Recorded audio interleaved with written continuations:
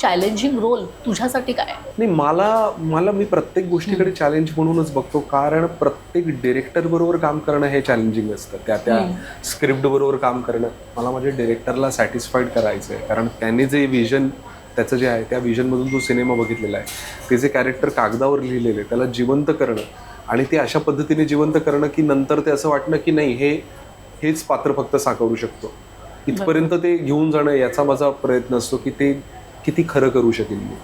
त्याच्यामुळे ते किती सोपं आहे किंवा कुठल्या जॉनरमधलं आहे याच्याने फरक नाही पडत.